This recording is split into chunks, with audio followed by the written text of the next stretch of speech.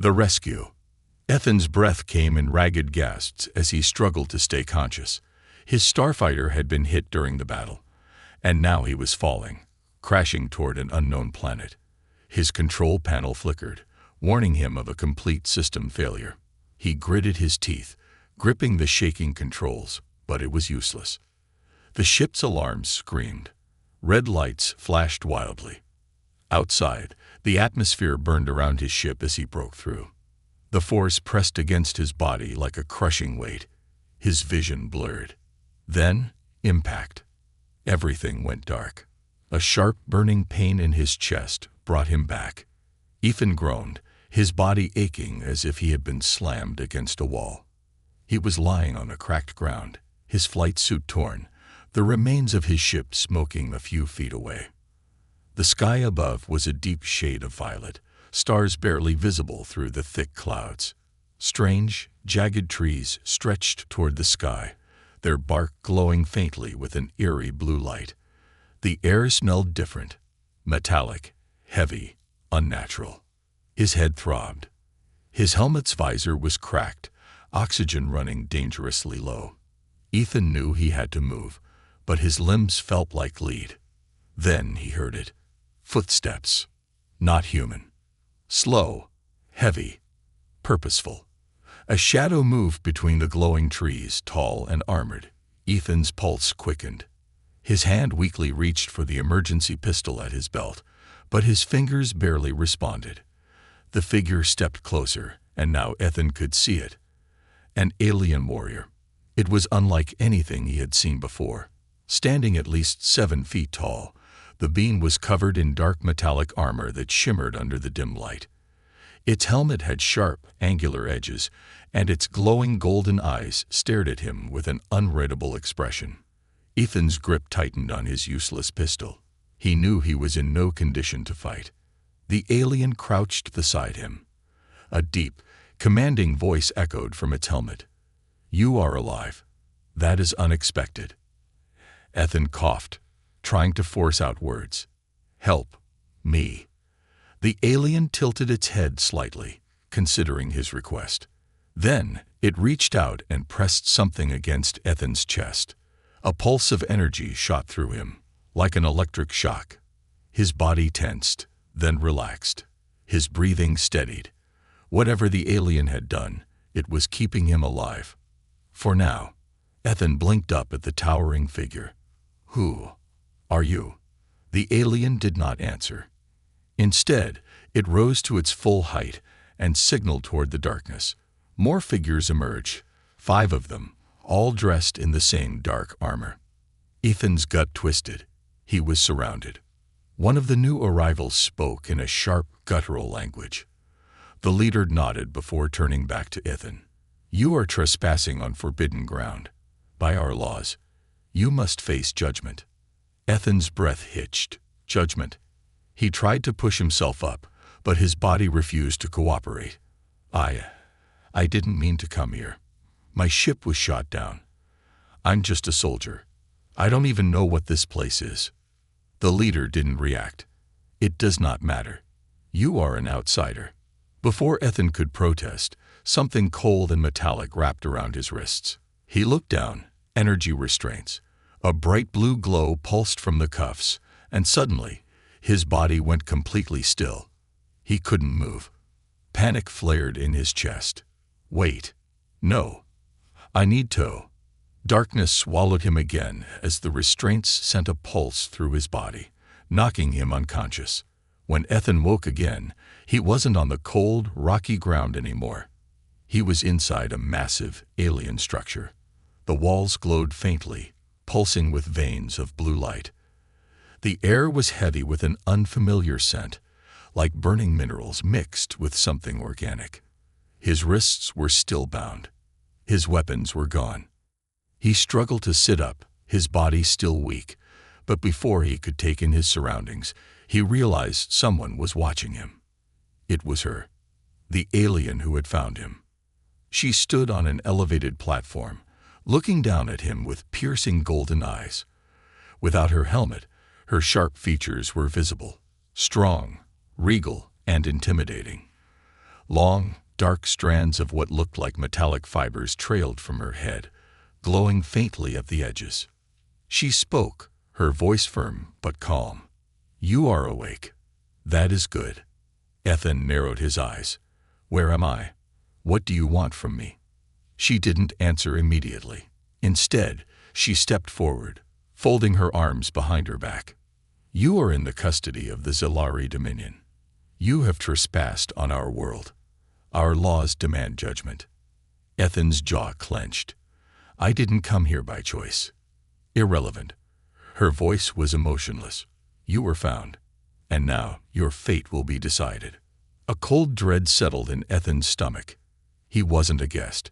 He wasn't a rescued survivor. He was a prisoner, and whatever trial they had planned for him, it wasn't going to be fair. Waking in chains. Pain. It came in slow, pulsing waves, like echoes of a battle that had already been lost. Ethan's mind swam between wakefulness and oblivion, caught in a storm of memories. The blinding flash of his ship's crash, the towering figure with golden eyes, the cold bite of restraints snapping around his wrists. Then, suddenly, clarity. His eyes shot open. The ceiling above him wasn't the endless violet sky of the strange world. It was smooth, metallic, and humming with energy, like a living machine. The dim bluish light flickered in long pulses, running through the walls like veins of some massive creature. Ethan moved to sit up, but couldn't. His wrists and ankles were bound, locked in place by glowing cuffs that pulsed with an eerie cyan light. They weren't tight, but the moment he tried to shift, an invisible force held him still. Some kind of gravity restraint, electromagnetic lock. He had no idea. Panic twisted in his chest. His breathing quickened. He forced himself to calm down, focusing on his surroundings. The room was massive, almost too large for a single prisoner. The walls weren't smooth like he first thought. They had markings carved into them, some sort of language. Alien. Ancient. The air smelled sterile, metallic, but beneath it, there was something else. Something sharp, like burning minerals. Then he heard footsteps. Soft, measured. Someone was approaching. Ethan turned his head just as she stepped into the light. The alien woman who had found him. She was still wearing that same sleek black armor, though now without her helmet. Her face was sharp, regal, and unreadable. Her golden eyes locked onto his, unreadable and piercing. Her dark metallic strands, almost like braided wires, moved slightly as she tilted her head. For a moment, neither of them spoke. Then, her voice broke the silence. "You are awake. That is good." Ethan's throat was dry. He swallowed hard before speaking. "Where am I?" She studied him for a moment before responding. "A secure chamber in the bastion of judgment." That didn't sound comforting. "You were found trespassing on Zalari Dominion territory," she continued. "By law, you are an intruder. Intruders do not leave this place alive." Ethan's pulse quickened. "Hold on. I didn't mean to be here. My ship was shot down." "Irrelevant." Her voice was calm. Too calm. "Your intentions do not matter. Your presence is the crime." Ethan gritted his teeth. "You can't be serious. You're just going to execute me for crash landing." She didn't answer immediately. Instead, she stepped closer, staring down at him, as if examining a puzzle she wasn't sure how to solve.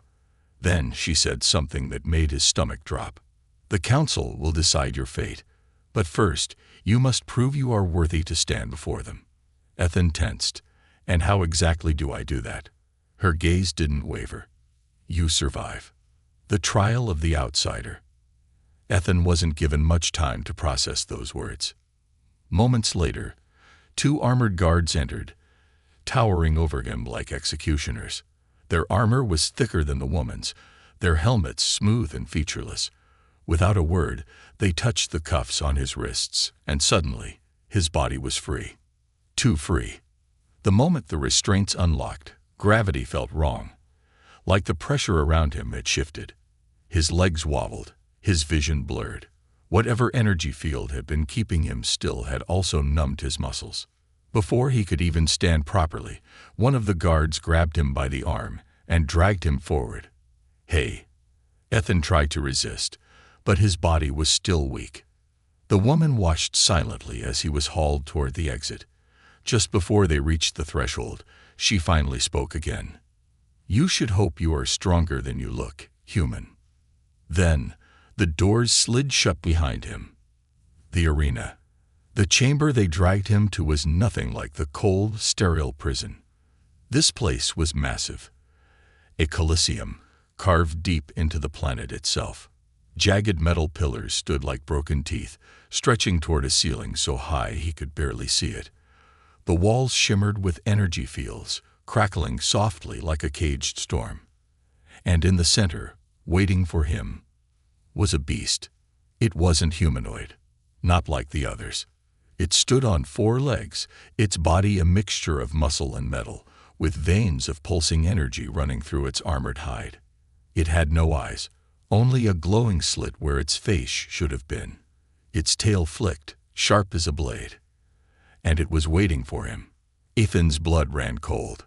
One of the guards pushed him forward.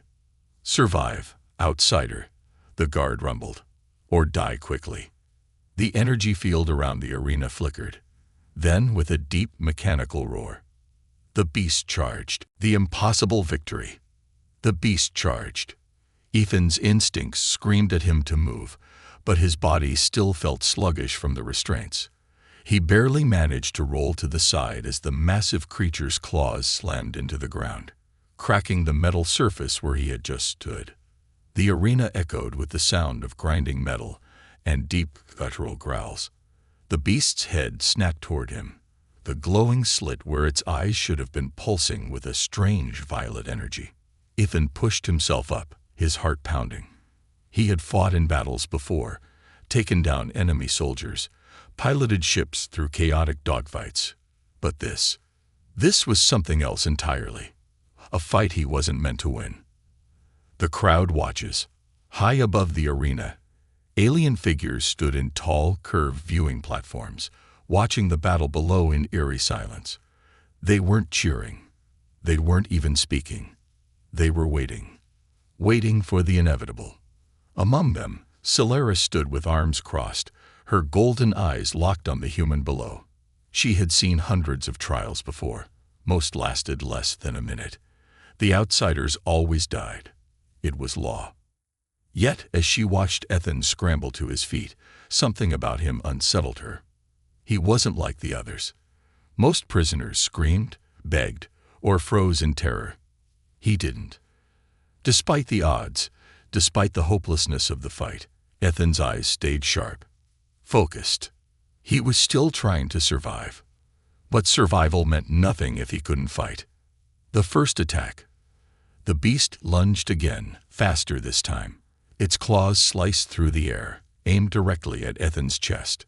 He barely ducked in time, feeling the heat of the strike pass over his head. The moment he hit the ground, he rolled away, searching desperately for anything he could use as a weapon. But the arena was empty. No weapons, no cover. Just him and a creature designed to kill. The beast turned sharply, its tail whipping toward him like a razor-edged blade. "Move." Ethan threw himself backward, but not fast enough. The tail clipped his shoulder, sending a sharp jolt of pain through his body. He hit the ground hard, his breath knocked from his lungs. Pain flared, but he couldn't afford to stop. Not for a second. Gritting his teeth, he forced himself up. He had to think. This wasn't just about strength. He couldn't outmuscle this thing. He needed to be smarter. Finding a weakness, Ethan's mind worked fast. The beast was fast, strong, and armored. But nothing was invincible. His eyes flickered to the glowing lines running along the creature's body. They pulsed in a steady rhythm, like a power source. And then he saw it. The flicker. Every few seconds, one of the energy lines along its left shoulder dimmed for half a second before reigniting. A weakness. Ethan didn't have time to confirm. The beast charged again. This time, Instead of dodging, he ran toward it. The crowd above stiffened. Solara narrowed her eyes. What is he doing? No outsider had ever charged the beast. The counterattack. At the last second, Ethan dropped low, sliding under the creature's attack. As he passed beneath its massive body, he balled his fist and slammed it directly against the dimming energy line. The moment his knuckles made contact, a violent spark erupted. The beast howled, its body seizing up for a fraction of a second. It wasn't much, but it was enough. Ethan rolled away just as the creature staggered, its left side twitching unnaturally. It worked. Solara's eyes widened slightly from the viewing platform. He found a weak point. One of the council elders beside her let out a low hum. Interesting. The beast snarled, its movements now uneven, its balance thrown off. One more hit. That's all Ethan needed. The final strike. The creature roared and lunged one last time. But this time, Ethan was ready. He dodged right, using its own momentum against it. As the beast stumbled, he jumped onto its back, grabbing hold of the armored plating near its exposed energy lines. The crowd gasped. With everything he had, Ethan raised his arm and slammed his fist into the weakened node. Again and again. The beast shrieked. Its entire body convulsed, sparks flying from its damaged circuits. Then, with a final shuddering groan, it collapsed. Dead. The arena fell into silence. Ethan stayed on his knees, panting, his hands still trembling. His entire body ached, but he was alive. He had done the impossible. The verdict. Heavy footsteps approached. Ethan turned his head as Solara walked onto the battlefield, her gaze locked on him. For a long moment, she said nothing. Then, finally, "Rise, human." Ethan swallowed hard and forced himself to his feet. His legs burned, but he refused to show weakness. Solara studied him, then turned to face the watching council members. The trial has been completed. The outsider has proven his strength. A murmur ran through the council. A robed figure, one of the elders, stood from his high seat, his voice deep and powerful. Then by law, he is no longer a trespasser. Ethan let out a breath of relief. But then the elder continued. By surviving, he has been claimed by the house of Solara. From this moment forward, he belongs to her.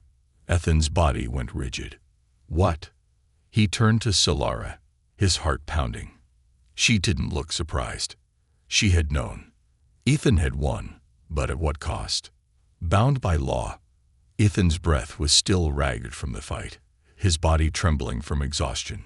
His knuckles throbbed, blood smeared across his fingers from striking the beast's energy node. He should have felt victorious. He should have felt relieved. But the words of the elder rang in his ears, cold and final. By surviving, he has been claimed by the house of Solara. From this moment forward, he belongs to her. What the hell did that mean? Ethan turned sharply to Solara, his chest rising and falling with uneven breaths. What did he just say? She didn't answer immediately. Her golden eyes stayed on him, unreadable as ever. Then, with a slow, deliberate motion, she turned to face the council platform. The trial has ended. The judgment is passed. Asterisk, asterisk, asterisk, asterisk. The crowd began to disperse, murmuring in their strange guttural language. Some warriors looked at Ethan with what could only be mild amusement, while others appeared annoyed, as if they had just witnessed something they didn't want to happen. Solara glanced back at him. You will come with me. Ethan clenched his jaw. No, not until you explain what that means. I fought for my life. I didn't agree to. Whatever this is. Solara took a step forward. The weight of her presence was like a gravity field pressing down on him. Your survival was not victory, she said coolly. It was a contract. The chain of honor. Ethan was escorted, no, paraded, through the corridors of the alien stronghold, his body still aching. He was no longer in chains, but the weight on his shoulders was heavier than before. Solara led the way, her pace measured and firm, her presence commanding. Two armored warriors flanked him, their steps synchronized, as if marching with him was a formality. Ethan couldn't shake the feeling that he had just stepped into a much larger game. Finally, they entered an expansive chamber. The walls were lined with massive banners, each bearing strange symbols, some looking like ancient war marks, others more intricate, almost artistic. The air was rich with the scent of burning minerals, and at the far end of the room, a towering structure of stone and metal stood, carved with the same glowing lines he had seen on the beast. Silara stopped before it, turning to face him. "You are bound by law now, human." Ethan crossed his arms. "Yeah, you keep saying that. What exactly does it mean?" Silara's gaze didn't waver. You were an outsider, a trespasser. Our laws state that such individuals must either die or be claimed by a house. You survived the trial. That means you are now under the banner of my house, the House of Zilara. Ethan's stomach turned. "And if I refuse?" Silara let out a slow exhale, as if he had asked a foolish question. "Then you will be cast into the deeplands beyond our walls, and you will not survive another night." His fists clenched. "So it's slavery." Silara's expression hardened. "No, it is duty. Honor. You have been given purpose instead of death." Ethan let out a bitter laugh, running a hand through his sweat-matted hair. "Great. I love how those are my only two choices." Silara studied him for a long moment. Then she spoke carefully. "Do you wish to understand the truth of this war, or do you wish to waste your breath fighting a fate already sealed? The war that never ended." Silara led Ethan through the stronghold, moving through long corridors etched with ancient battle records. "Long before your species even left its homeworld, our people fought a war against the Voidborn." Ethan's brow furrowed. "The Voidborn. You do not know them, but they know you." She stopped in front of a massive mural carved into the metal walls. Ethan stepped forward, his breath catching. It depicted a monstrous, shadowy force swallowing entire planets. Beings made of writhing darkness, their forms barely holding shape, loomed over armies of humanoid warriors. Energy beams cut across the sky, ships burning in the atmosphere, entire cities collapsing into ruin. Ethan swallowed. This is real." Silara's jaw tightened. The Voidborn do not conquer. They consume. They erase. They leave nothing behind but echoes of what once was. Ethan turned to her. "And you fought them?" She nodded. "We fought them alone." At first, her voice carried a quiet anger, a resentment that had lived for generations. But then the humans came. Ethan frowned. "We fought alongside you." Silara's golden eyes darkened. "No, your kind abandoned us." His stomach twisted. The humans built great fleets, powerful enough to push the Voidborn back. But when they saw the cost of war, they left. They left us to die. Ethan shook his head. "That's not possible. I would have heard." "Your history is incomplete, human. Your leaders buried the truth long ago. But we do not forget." She turned to him fully now, stepping closer. "That is why you are bound to my house. It is not just law. It is justice." Ethan exhaled slowly. "So that's what this is, a punishment for what my people did." Silara tilted her head. "Not a punishment, a reckoning." The weight of her words settled over him like an iron shroud. Ethan wasn't just trapped on an alien world. He was in the middle of a war his own people had abandoned. A choice that wasn't a choice. Later that night, Ethan sat alone in the chamber assigned to him. His body ached. His mind raced. He was a soldier, a fighter pilot, not a warrior in some ancient alien war. He had no stake in this. He had no reason to care. But his survival depended on them now. And if what Silara said was true, if the Voidborn were coming back, then this war wouldn't stay on this planet for long. It would find Earth too. He looked down at his hands, still marked with blood from the fight earlier. His life was no longer his own. But maybe, just maybe, it never had been. Outside his chamber, Solara stood in the corridor, arms crossed. She had seen the look in his eyes, the moment when something shifted inside him. He wasn't just angry. He was starting to understand. The war wasn't over, and he was now part of it. The truth of the war. Ethan sat in silence, his back pressed against the cold metallic wall of his chamber. The room was dimly lit by soft, pulsing lines of energy running through the walls, almost like veins in a living creature. His hands rested on his knees, fingers tracing the rough fabric of the strange garments he had been given. Everything around him was alien. The sounds, the air, the subtle hum of unseen technology pulsing beneath his feet. But the weight pressing on his chest, that was very human. The truth of what Solara had told him burned in his mind.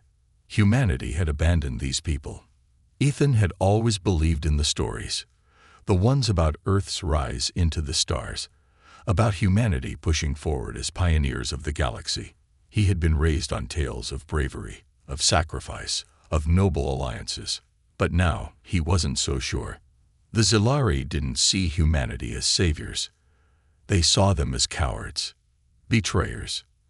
And now he was bound by their laws, a living reminder of an ancient wound his people had left behind.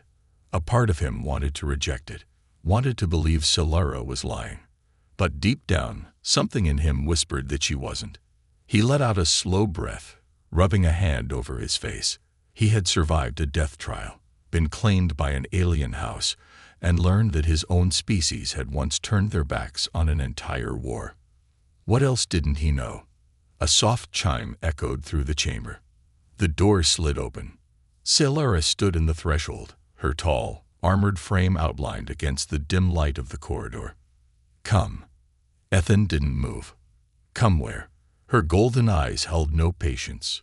You wish for answers. You will get them. Ethan exhaled through his nose, pushing himself to his feet. His muscles still ached from the battle, but the pain was dull now, just another reminder that he was still alive. For now. He followed her out of the chamber, the archive of the forgotten war. Ethan expected to be taken to another interrogation room, or maybe a war council chamber. Instead, he found himself walking through a vast underground hall, its ceiling stretching impossibly high, its walls carved with millions of glowing inscriptions. It was a library, but not like any he had ever seen. Rows upon rows of massive slabs of stone floated in midair, suspended by glowing blue energy. Strange, hovering platforms carried armored figures from one end to the other, navigating the vast structure with an eerie grace. Solara led him through the center pathway, stopping in front of an enormous pillar of smooth obsidian. The writing on it pulsed softly, shifting as if alive. Ethan swallowed. What is this place? Solara rested a hand on the stone surface. This is the archive of the forgotten war. The true history of the battles your kind has erased from your records. Ethan's jaw clenched. You keep saying that we abandoned you, that we let the Voidborn win. But how do I know any of this is real? Solara didn't look at him. Instead, she tapped the stone gently. A pulse of energy rippled through the air. The dark obsidian surface shifted, and suddenly, Ethan saw it. Not just words, memories. The stone erupted with moving images, holographic, vivid, more real than anything he had ever seen. He wasn't just looking at history. He was inside it. The battle that was erased. The air was filled with screams. Ethan flinched as the scene around him shifted. He was standing on a battlefield. The sky was blackened with smoke, massive starships burning as they fell from orbit like dying embers. On the ground, the Zilari fought. Their warriors, young and old, clashed against a nightmarish enemy, the Voidborn. Ethan had no words for them. They weren't creatures. They weren't machines. They were living shadows, twisting masses of writhing energy that moved like liquid darkness. Their forms flickered in and out of existence, shifting between solid and smoke, clawing, consuming, devouring. They didn't fight to win. They fought to erase. Zilari warriors fell one by one. Entire squadrons of starships disintegrated before they could fire. And then, the humans arrived. Ethan's breath caught. Human ships, Earth-built, military-grade. They pushed through the storm of battle, unleashing firepower so intense the very ground shook. For a moment, it looked like victory. And then, the retreat order came. Ethan's eyes widened as the holographic battlefield shifted. The human ships turned back. Their firepower faded. Their fighters abandoned the Zilari lines. Silara's voice was quiet but sharp. They left us. Ethan watched as the Zilari forces, now outnumbered, were overrun. Entire cities collapsed into nothingness, swallowed by the living darkness of the Voidborn. Warriors fought to their last breath, screaming curses at the sky as their so-called allies vanished into hyperspace. And then, the scene ended. The archive faded, the battlefield disappearing back into nothingness. Ethan was left standing in silence, his fingers curled into fists. The weight of the truth. Ethan turned to Silara, his pulse hammering in his ears. Why? He demanded. Why would humanity just leave? Silara's gaze was cold. Because they feared the cost of winning more than they feared the shame of leaving. Her voice was sharp, bitter. They abandoned us. And in doing so, they left the Voidborn undefeated. We barely survived. But we did not forget. Ethan exhaled slowly, running a hand through his hair. His mind was a storm. Everything he thought he knew was a lie. Humanity had made a choice, a selfish, cowardly choice. And now, generations later, the Voidborn were returning. Ethan looked back at Silara, his heart heavy. And now, her expression darkened. Now we are alone again. The Voidborn are coming, and if we fall this time, no one will be left to stop them. Ethan felt the weight of those words sink into his bones. This wasn't just about him anymore. It never had been. His fate had been sealed the moment he crashed on this planet. He wasn't just a soldier anymore. He was standing on the fault line of history, and if the Voidborn returned, they wouldn't just take this planet. They would take everything. The final decision. Ethan stood in the echoing silence of the archive of the forgotten war, his mind reeling. The memory of the battle that was erased still burned in his vision. The cries of the Zilari warriors, the monstrous advance of the Voidborn, and most damning of all, the cold, silent retreat of human ships. It had happened. It wasn't a story. It wasn't propaganda. Humanity had left them to die. He felt a deep, gnawing sickness in his stomach. A part of him wanted to scream, to deny it, to claim that his people would never do such a thing. But he couldn't. Because now, standing in the dim glow of the ancient archive, he realized that history didn't care about what he wanted to believe. History simply was. Silara's challenge. Silara watched him carefully. She had seen this moment before. The breaking point where an outsider realized the weight of their people's sins. Some reacted with anger, denial, or desperate excuses. Ethan just stood there, silent. That was more dangerous. She stepped forward, her golden eyes narrowing. Now you understand. Ethan exhaled slowly, his fingers flexing and curling into fists. I understand what happened. What I don't understand, he turned to face her fully, is why you saved me. Silara tilted her head slightly. You were alive when I found you. That doesn't answer my question. Silara studied him for a long moment. Then, her lips pressed into a thin line. Because I wanted to see if a human could make a different choice. Ethan's stomach tightened. What do you mean? Silara turned away from him, pacing toward the glowing archive walls. The war is not over, human. It never ended. The words sent a chill through him. Silara turned back, her expression grim. The Voidborn are returning. Our scouts have seen the signs. They are gathering strength, just as they did before. And this time, There will be no second chance. She stepped closer, her voice low and firm. I need to know. When the time comes, will you run? Will your people run? Or will you stand? Ethan inhaled sharply. The weight of the question pressed against him like an iron chain. This wasn't just about him. This was about humanity. And if Solara was right, if the Voidborn really were returning, then no one would be safe. Not her people, not Earth, not anyone. The offer. Solara reached into a hidden compartment on her belt and pulled out a small metallic device. She held it up between them.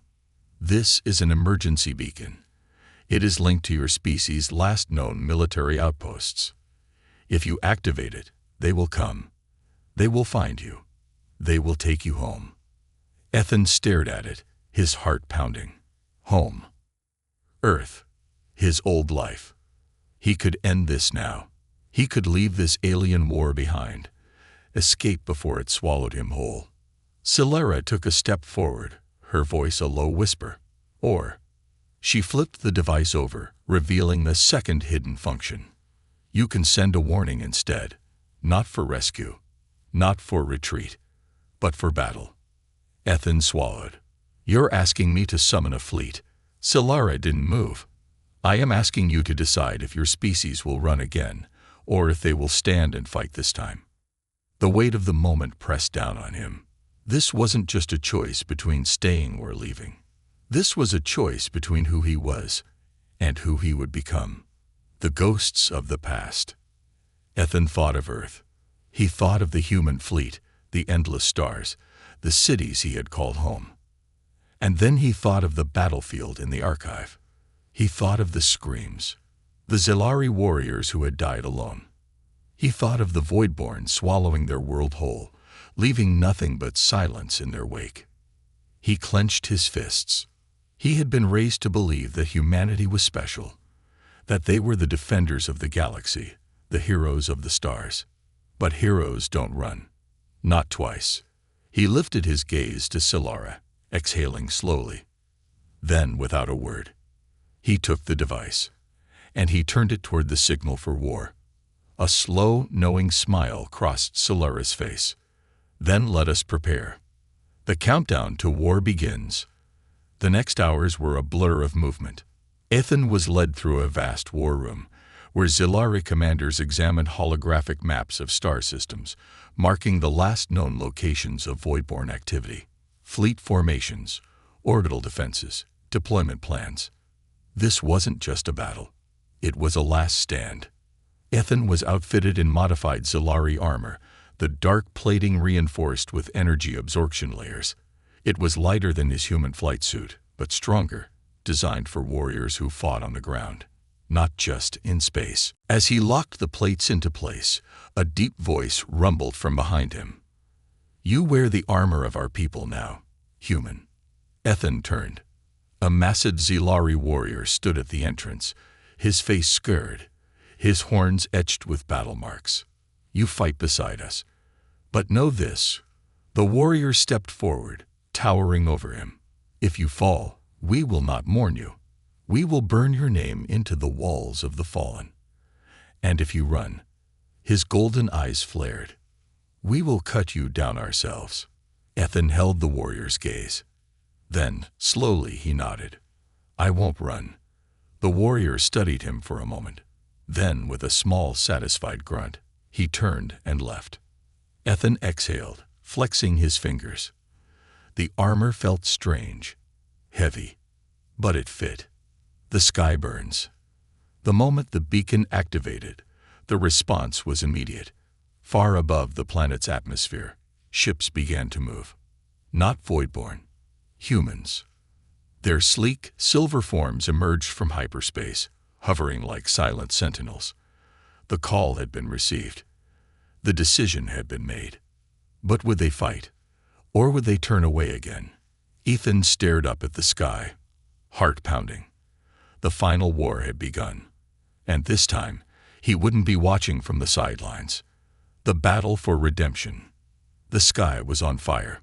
Ethan stood on the edge of the command platform, staring up at the storm of warships breaking through the atmosphere. Massive vessels, their sleek metallic hulls glinting against the violet-hued sky, descended like silent gods preparing for judgment. And for the first time in history, they weren't running. The human fleet had come. But would they stay? Behind him, Silara and her warriors watched with sharp, unreadable eyes. They had waited a long time for this moment, the return of those who had once abandoned them. Now, the question remained, would they fight as allies or cowards? The gathering storm. The war room inside the Zilari Bastion of Judgment was alive with tension. Holographic maps flickered above a massive round table, displaying the movement of enemy forces on the outer rim of the system. The Voidborn had already begun their advance. Ethan stood among the Zilari warlords, his human presence both an anomaly and an omen. Some warriors still eyed him with distrust, but none could deny what he had done. He had survived their trial. He had chosen to stay, and now he was preparing to fight alongside them. A deep, gravelly voice cut through the air. Your fleet is here, human, but will they stay to die beside us? Ethan turned.